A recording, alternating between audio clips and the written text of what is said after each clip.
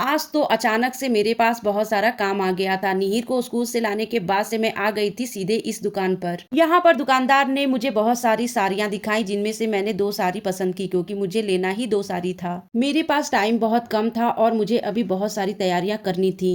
जब भी मुझे साड़ी की जरूरत पड़ती है मैं इसी दुकान से अपने मन मुताबिक साड़ी लेकर के जाती हूँ।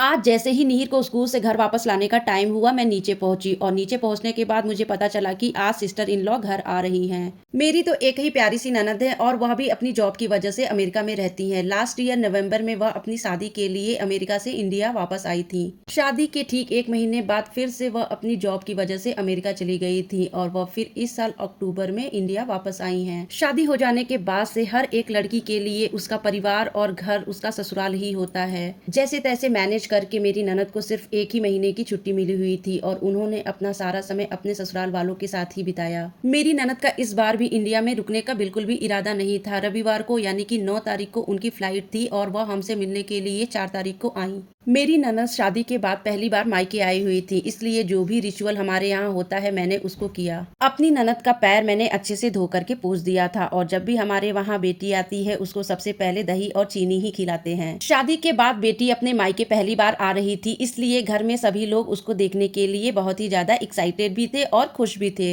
एज अ भाभी वेलकम करने का जो भी रिचुअल हमारे यहाँ होता है वह तो मैंने कर दिया था। मेरे हस्बैंड भी कहाँ ही पीछे रहने वाले थे। बहन की आने की खबर सुनने के बाद से सबसे ज्यादा तो सुपर एक्साइटेड वही दिख रहे थे। अपनी बहन का वेलकम करने के लिए मेरे हस्बैंड लेकर के आए थे ये पार्टी पॉपर, और इस पार्टी पॉपर ने तो मेरे हस्बैंड का उनकी बहन के सामने ही बहुत ज्यादा पोपट कर दिया। मेरे हस्बैंड काफी देर तक कोशिश करते रहे कि ये पार्टी पॉपर ब्लास्ट हो जाए, लेकिन ये पार्टी पॉपर ब्लास्ट होने का नाम ही नहीं ले रहा था। मेरी ननद ये सब देख करके बहुत ही ज्यादा खिलखिला करके हंस रही थी। मेरे हस्बैंड को लगा कि इस पार्टी पॉपर में ही प्रॉब्लम है। मेरे हस्बैंड बोल रहे थे कि इसको वापस दुकानदार के पास लेकर के जाता हूँ कि कैसा ये पार्टी पॉपर तुमने दिया है जो कि ब्लास्ट ही नहीं हुआ। मेरे हस्बैंड तो इसको ब्लास्ट करते करते थक गए थे। अब मेरी ननद ने भी सोचा कि थोड़ा सा अपनी भाई की हेल्प कर देती हूँ। मेरी ननद ने भी काफी देर तक ट्राई किया, लेकिन फिर भी ये पार्टी पॉपर ब्लास्ट नहीं हुआ। इन सब चक्करों में मेरी ननद को दरवाजे पर ही काफी देर तक खड़ा रहना पड़ा। मैंने कहा कि अब ये ब्लास्ट होने वाला तो नहीं है, आप अंदर ही आ जाओ। घर में एक और पार्टी पॉपर पड़ा हुआ था, ये बात मेरे ससुर जी को पता थी। वह जाकर के दूसरा पार्टी पॉपर लेकर के आए। ये वाला पार्टी पॉपर ब्लास्ट हो गया था क्योंकि इसको सही ढंग से रोटेट किया गया था। अब पहले वाले पार्टी पॉपर के साथ क्या गलती हुई थी ये बात मेरे हस्बैंड को समझ में आ चुकी थी। ब्लास्ट होने के बाद से फ्लोर काफी गंदा हो गया था और निहिर के जगने का टाइम हो गया था, इसलिए जल्दी से मेरे हस्बैंड ने फ्लोर को साफ किया।